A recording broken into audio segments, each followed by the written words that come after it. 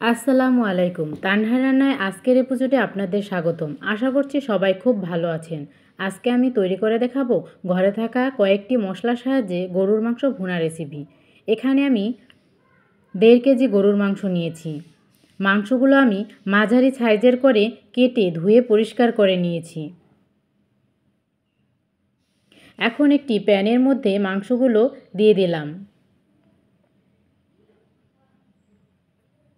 এর সাথে দিয়ে দিচ্ছি 1 কাপ পেঁয়াজ কুচি। পেঁয়াজগুলো আমি হাত দিয়ে এভাবে ভেঙে দিয়ে দিলাম। এখন দিয়ে দিচ্ছি 1.5 চা চামচ রসুন বাটা, 1 চা চামচ আদা বাটা, 1.5 চা চামচ হলুদ গুঁড়ো এবং দিয়ে দিচ্ছি 1 চা চামচ মরিচ গুঁড়ো, আর দিয়ে দিচ্ছি 1 চা চামচ লবণ, 1 চা চামচ ধনিয়া জিরার গুঁড়ো। এখন দিয়ে দিচ্ছি 4টি এলাচ, 4 পিস দারচিনি এবং 7 থেকে 8টি লবঙ্গ। সবশেষে দিয়ে দিলাম পরিমাণ মতো সয়াবিন তেল।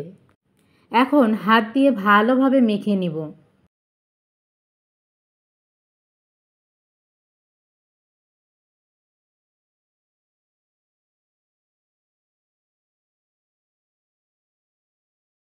এই তো আমার মিক্সড করা হয়ে গিয়েছে। এখন আমি একটু পানি দিয়ে হাতটি ধুয়ে দিলাম। এবার ঢাকনা দিয়ে ঢেকে রাখবো 15 মিনিটের মতো। 15 মিনিট পর ঢাকনা তুলে নিলাম এবং প্যানটি চুলায় বসিয়ে দিলাম। চুলা জ্বালিয়ে ঢাকনা দিয়ে ঢেকে দিলাম মাংস রান্না হওয়ার জন্য। 20 মিনিট পর ঢাকনা তুলে নিলাম এবং দিয়ে দেব 2 কাপের মতো পানি।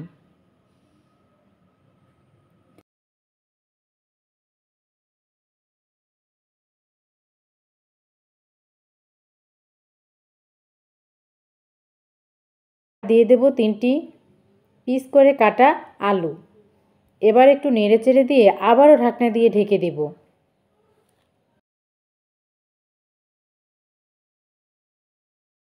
এখন আমি দিয়ে দিচ্ছি 4টি কাঁচামরিচ এবং আবারও ঢাকনা দিয়ে ঢেকে দিলাম। তো 10 মিনিট পর ঢাকনা তুলে নিলাম। তো বন্ধুরা, আমার মাংসগুলো রান্না হয়ে গিয়েছে, একদম পারফেক্টভাবে সিদ্ধ হয়ে গিয়েছে। তৈরি হয়ে গেল গরুর মাংস ভুনা। তো বন্ধুরা, আশা করি রেসিপিটি আপনাদের ভালো লেগেছে। রেসিপিটি ভালো লাগলে লাইক, কমেন্টস ও শেয়ার করে দিবেন এবং আমার চ্যানেলটি সাবস্ক্রাইব করে পাশে থাকবেন। আল্লাহ হাফেজ।